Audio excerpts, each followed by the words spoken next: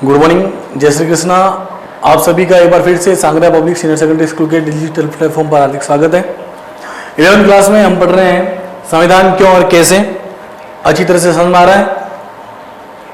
देखिए, साथ ही साथ आपको पढ़ते रहना है, ठीक है ना। कोई भी चीज को अगर आप देखिए एक बार पढ़ोगे तो समझ में नहीं आएगा, 2 बार पढ़ोगे तो नहीं आएगा, लेकिन उस चीज को अगर आप लगातार पढ़ रहे हो तो आपको अच्छी तरह से समझ में आएगा। ये बिल्कुल फैक्ट है। ये एक प्रकार से यह है कि किसी भी चीज का अध्ययन अगर आप लगातार करते जाओगे तो वो आपको अच्छी तरह से समझ में आएगा। तो वही है कि मैं ये आपको शुरू से बोल रहा हूँ, लगातार बोलते हुए आ रहा हूँ कि किसी भी चीज को पढ़ रहे हो, जैसे कि मैंने आज पढ़ाया है उसका आपको आज पढ़ना है, कल जो पढ़ाऊंगा उसको पढ़ के आना है। और बहुत जल्दी आप बुक्स खरीद लो मार्केट में। ये 11वीं क्लास की तो बुक आई हुई है वैसे भी, एनसीईआरटी की, और जो मैंने कल पढ़ाया था उसको भी साथ में लेकर आपको पढ़ना है। तो क्या है कि आपको अच्छी तरह से समझ में आएगा किसी भी चीज के बारे में। और ये तो बिल्कुल सिंपल सा है, संविधान, केवल नियमों के बारे में आपको, संविधान के बारे में आपको बताना है। संविधान के बारे में आप शुरू से पढ़ते आ रहे हो, 6ठी 7वीं क्लास में संविधान का चैप्टर है ये, ठीक है ना। तो बिल्कुल सिंपल है कि संविधान क्यों और कैसे। हमने पिछली कक्षा में हमने पढ़ा था संविधान को प्रचलित करने का तरीका, सबको अच्छी तरह से समझ में आया होगा। पढ़ना ढंग से, साथ साथ में नोट करते जाना कि क्या क्या इसमें चीजें हैं क्या नहीं है। किताबी लैंग्वेज आप पढ़ोगे तो वो समझ में नहीं आएगा आपको, क्योंकि थोड़ी थोड़ी लंबी होती है किताबों की। मैं जो आपको लिखवा रहा हूँ बिल्कुल संक्षिप्त नोट्स की तरह है। एक बार आप पढ़ते ही आपको अच्छी तरह से समझ में आ जाएगा, ठीक है ना। जो इंपॉर्टेंट होगा, जैसे कि किताबों के अंदर कुछ लाइनें हैं वो ज्यादा इंपॉर्टेंट होती है, वो मैं आपको खुद लिखवा दूंगा। जैसा भी मैंने लिखवाया था कि विश्व के जो सबसे सफल संविधान के उदाहरण है वो कौन कौन से होते हैं, भारत, दक्षिण अफ्रीका और अमेरिका। तो बहुत सारी चीजें ऐसी होती हैं, तो आपको साथ साथ में पढ़ते जाना, ठीक है ना। किताब को भी आपको पास में रखना है, किताब से भी पढ़ते जाना है, और जो मैं लिखवा रहा हूं उसको साथ साथ में आपको नोट करते जाना है, ठीक है ना। दोनों चीजों को आपको साथ में रखना है, किताब भी पढ़नी है और जो मैं लिखवा रहा हूं उनको भी साथ साथ में आपको पढ़ना है। तो देखिए, अपना जो अगला टॉपिक है संविधान के मौलिक प्रावधान।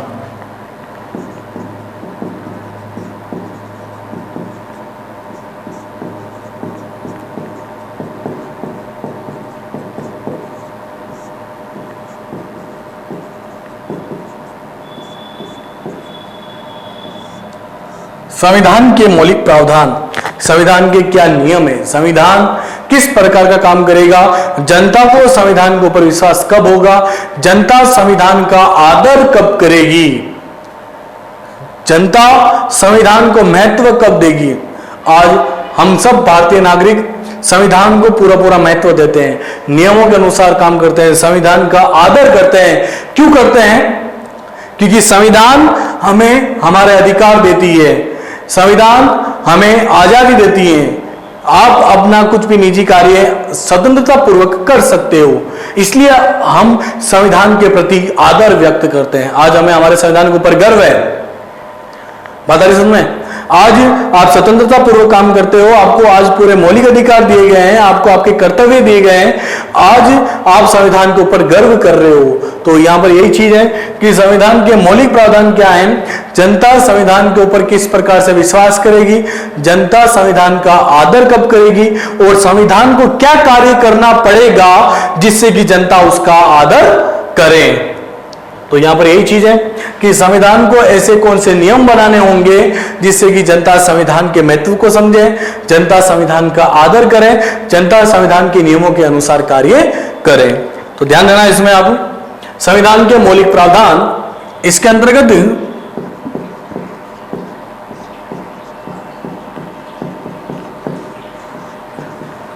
संविधान के प्रति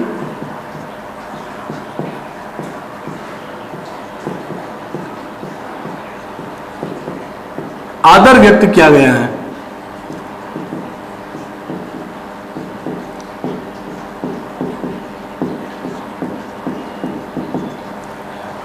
संविधान के प्रति आदर, जनता संविधान का आदर कब करेगी, जनता संविधान के नियमों के अनुसार काम कब करेगी। देखिए, अगर किसी भी समाज में उच्च वर्ग और देखिए उच्च वर्ग और निम्न वर्ग तो हर एक समाज में होता है, ठीक है ना। अगर किसी भी समाज में उच्च वर्ग को ज्यादा महत्व दिया गया और निम्न वर्ग को ज्यादा महत्व नहीं दिया जाएगा, तो क्या निम्न वर्ग के व्यक्ति को अपने समाज के ऊपर गर्व होगा? नहीं होगा। क्यों नहीं होगा? क्योंकि उनको ज्यादा महत्व नहीं दिया जा रहा है। उसी प्रकार अगर अमीर आदमी गरीब व्यक्ति के ऊपर शोषण करेगा, गरीब व्यक्ति के अधिकारों का हनन करेगा, तो क्या गरीब व्यक्ति को अपने देश के संविधान पर गर्व होगा? नहीं होगा।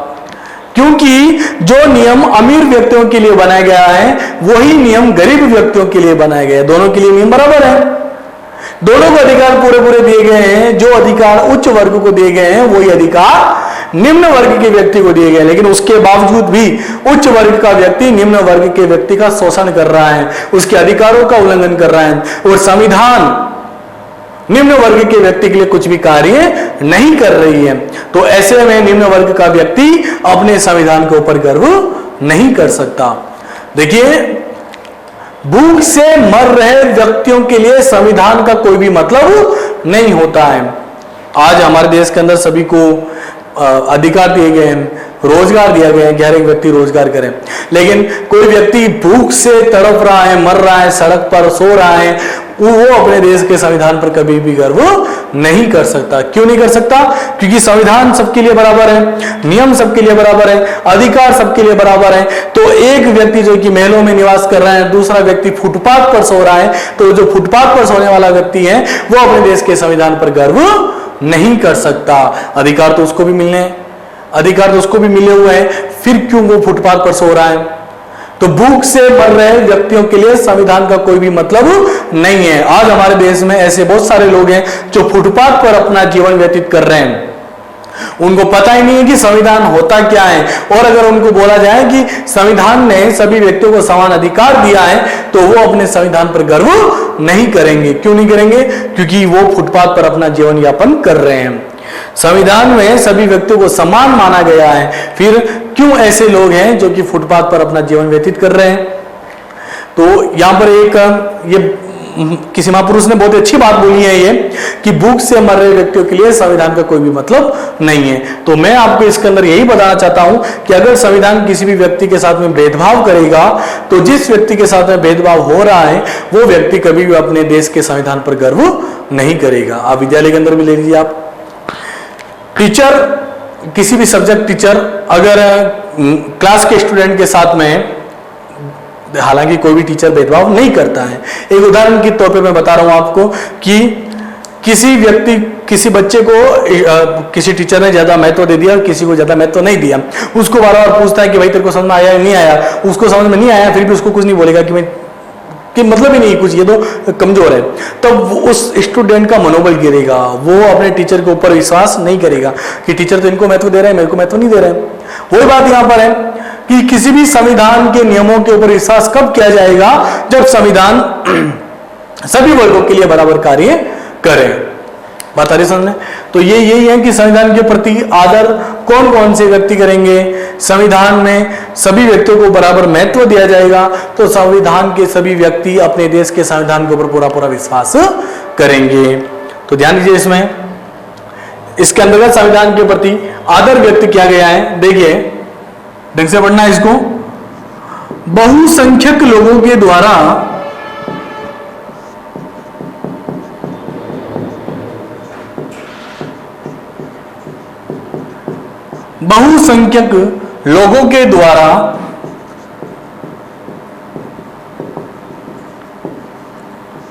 अल्पसंख्यक लोगों के ऊपर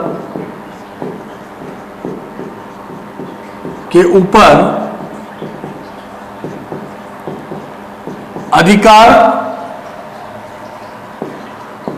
करना या उनके अधिकारों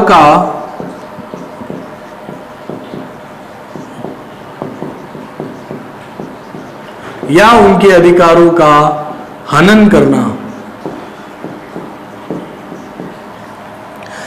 देखिए, संविधान के प्रति आदर कब व्यक्त होगा? जब संविधान सभी नागरिकों को समान महत्व देगी। अब यहां पर जैसे मैंने एग्जांपल दिया है कि बहुसंख्यक लोगों के द्वारा अगर अल्पसंख्यक लोगों के ऊपर अधिकार किया जाएगा या अल्पसंख्यक लोगों के अधिकारों का हनन होगा, तो क्या ऐसे लोग अपने संविधान पर गर्व कर सकेंगे? नहीं कर सकेंगे। गर्व कब करेंगे? अगर संविधान इन दोनों को बराबर महत्व देगा, अगर संविधान इन दोनों को बराबर अधिकार देगी, अगर संविधान में इन दोनों के लिए बराबर कानून बनाया जाएगा, नियम बनाया जाएगा, तो अल्पसंख्यक लोग भी अपने संविधान के ऊपर गर्व करेंगे। बहुसंख्यक का मतलब होता है जिनकी संख्या ज्यादा होती है, अल्पसंख्यक जिनकी संख्या कम होती है। तो संविधान के प्रति आदर कब व्यक्त होगा? जब अल्पसंख्यक लोगों के अधिकारों का हनन नहीं होगा, अल्पसंख्यक लोगों के अधिकारों का उल्लंघन नहीं होगा। बहुसंख्यक लोग और अल्पसंख्यक लोग दोनों के एक जैसे नियम, एक जैसे कानून होंगे, तो अल्पसंख्यक लोगों को अपने संविधान के ऊपर आदर व्यक्त करेंगे, अपने संविधान के ऊपर उनको विश्वास होगा। उसी प्रकार एक और एग्जाम्पल मैं आपको दे रहा हूं। संविधान समाज के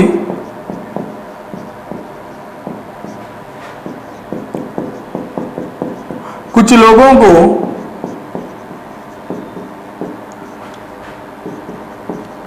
ज्यादा सुविधाएं देता है,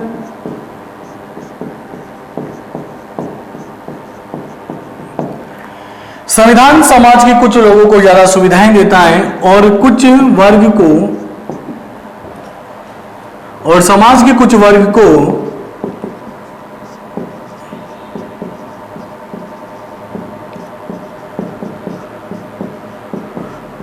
महत्व नहीं देता।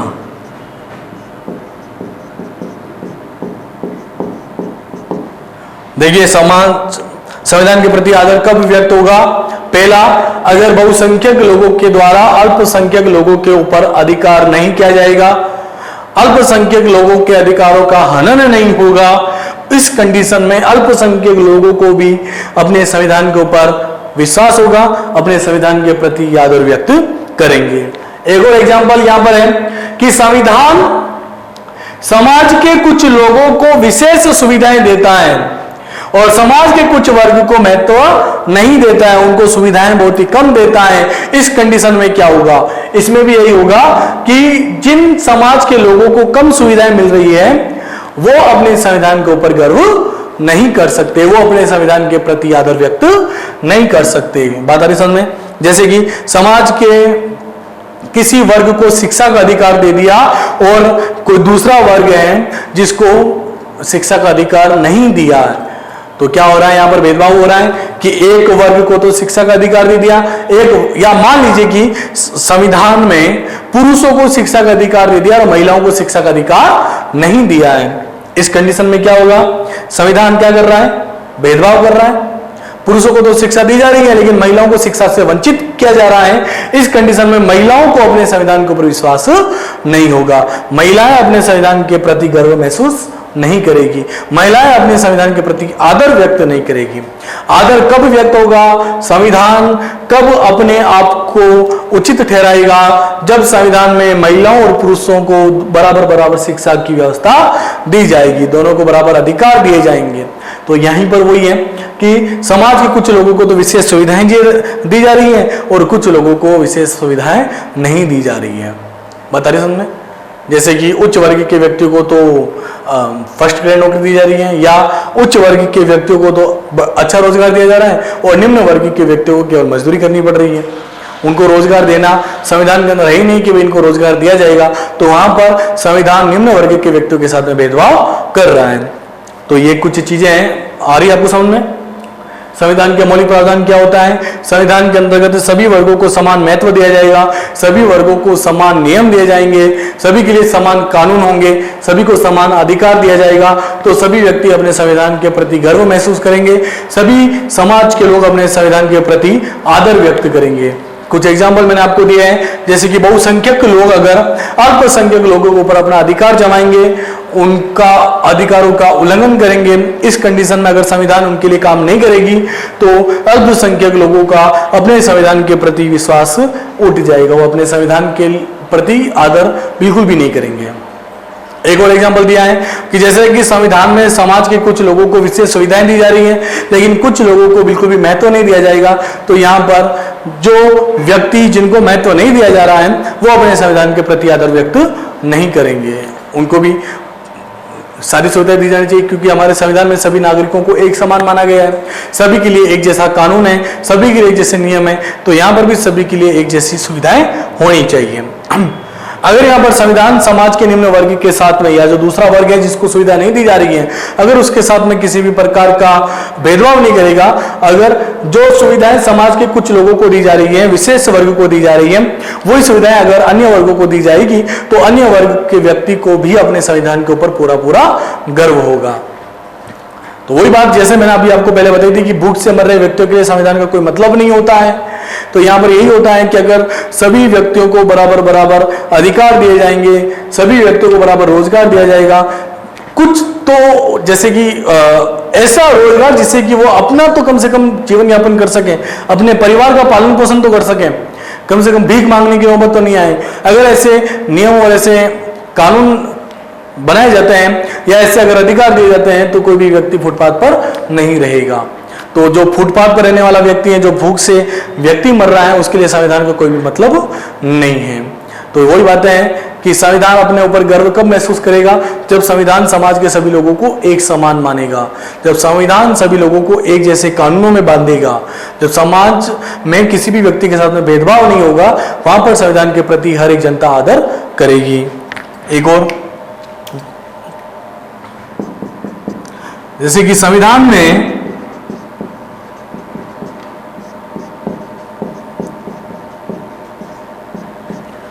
सभी नागरिकों की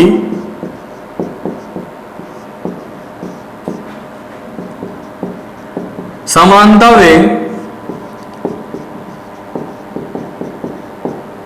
स्वतंत्रता की, संविधान में सभी नागरिकों की समानता और स्वतंत्रता की रक्षा की जाएगी, तो देश के सभी नागरिक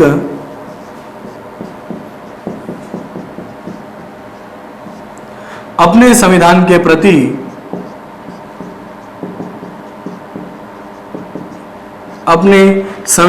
प्रति आदर व्यक्त करेंगे।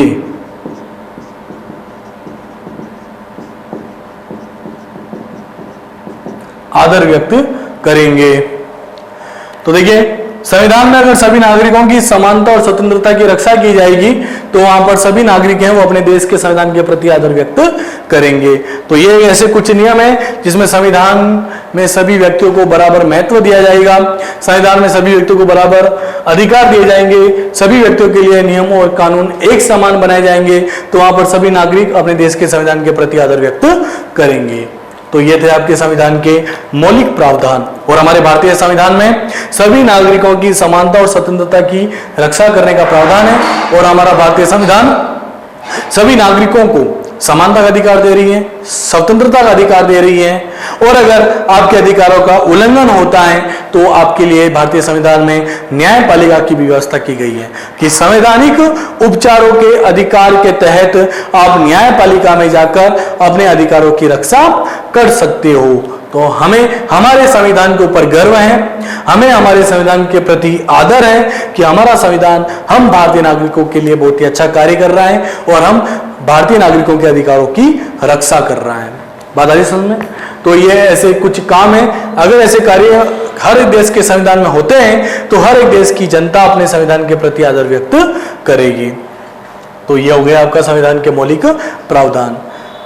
संविधान में सभी नागरिकों की समानता और स्वतंत्रता की रक्षा हमारे देश के अंदर हो ही रही है। हर एक नागरिकों को अपने अधिकारों की रक्षा करने का पूरा पूरा अधिकार दिया गया है। अब न्यायपालिका में जाकर अपने अधिकारों की रक्षा कर सकते हो, इसलिए हमें हमारे देश के संविधान के ऊपर पूरा पूरा गर्व है। कर लोगे ये संविधान के मौलिक प्रावधान? कोई दिक्कत है इसमें कि हमें हमारे संविधान के प्रति किस प्रकार से आदर व्यक्त करना चाहिए? कर दो अब।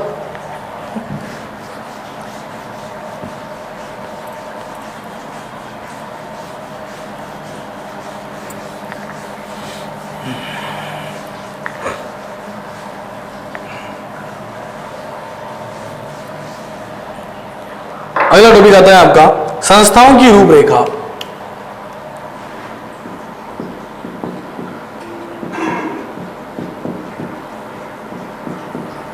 संस्थाओं की संतुलित रूपरेखा।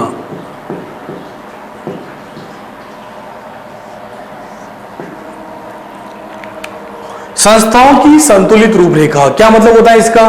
संस्था का मतलब होता है अलग अलग गुट, समूह।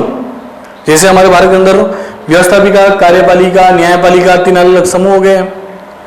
उनकी संतुलित रूपरेखा बनाई गई है। उनको ऐसी शक्तियां दी गई हैं जिससे कि वो किसी भी प्रकार की दूसरी शक्ति का उल्लंघन ना करें, अपनी शक्तियों का वो गलत प्रयोग ना करें।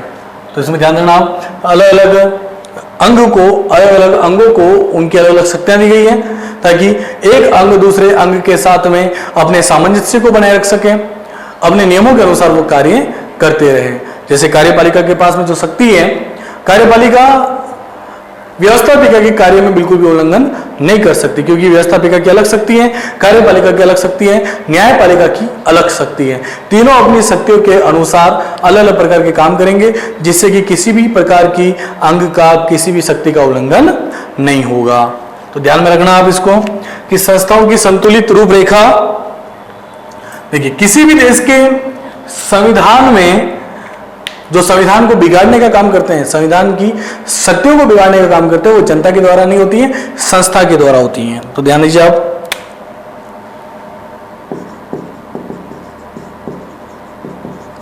संविधान के नियमों का उल्लंघन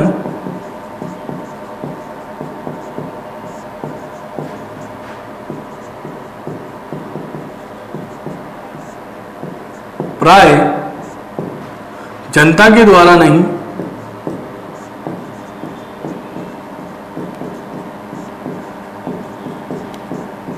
बल्कि छोटी संस्था के द्वारा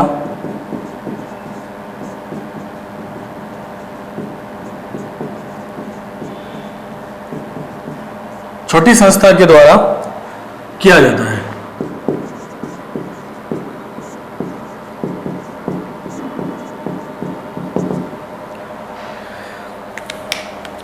संविधान के नियमों का उल्लंघन जनता नहीं करती है, ये कुछ ऐसी छोटी संस्था होती हैं उनके द्वारा नियमों का उल्लंघन किया जाता है, क्योंकि ये संस्था क्या करती है, अपनी शक्तियों को बढ़ाने में लगी रहती है। क्योंकि ये संस्थाएं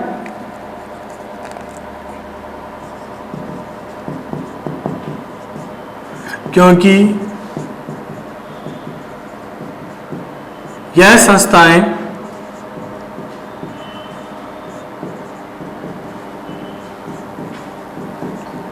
अपनी शक्तियों को बढ़ाने का काम करती है।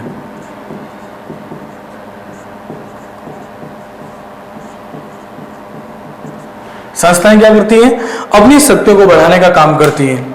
ये केवल अपना सोचती है कि भाई हमारी शक्ति को बढ़ाया जाएगा तो हम हमारे अनुसार काम करेंगे, इसलिए क्या करते हैं, वो संविधान के नियमों का उल्लंघन करते हैं। तो संविधान के नियमों को वो तोड़ती है ताकि वो अपनी शक्तियों को बढ़ाए। ढंग से बनाए गए संविधान में, नोट करते जाना साथ साथ में,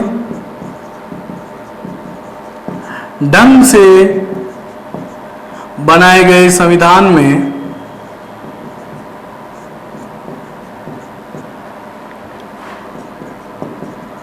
संस्थाओं की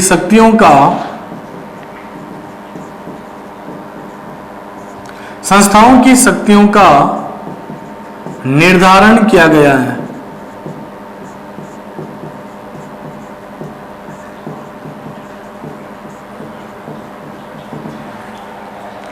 जो संविधान अगर ढंग से बनाया गया है तो वहां पर संस्थाओं की शक्तियों का निर्धारण किया गया है, उनको ऐसी शक्तियां दी गई हैं जिससे कि वो किसी दूसरी शक्ति का उल्लंघन ना करें। तो वही चीजें यहां पर हैं। देखिए, टॉपिक का मतलब ही क्या है, संस्थाओं की संतुलित रूपरेखा, यानी कि संस्थाएं जो होती हैं उनको बराबर बराबर शक्तियां देना। तो संविधान के अंदर अक्सर जो नियम होते हैं उनका उल्लंघन प्राय जनता के द्वारा नहीं किया जाकर संस्था के द्वारा किया जाता है, क्योंकि ये संस्थाएं अपनी शक्तियों को बढ़ाने के लिए लगातार प्रयास करती रहती हैं। ढंग से बनाए गए जो संविधान होते हैं उसमें संस्थाओं की शक्तियों का निर्धारण किया गया, उसमें संस्थान की शक्तियां बांटी गई है। जैसे भारतीय संविधान में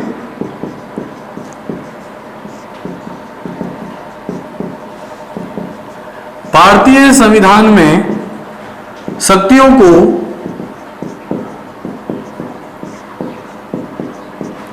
व्यवस्थापिका,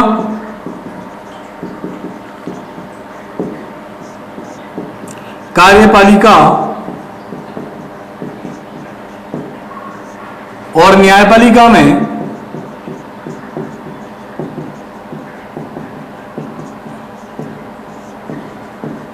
बराबर बांटी गई है,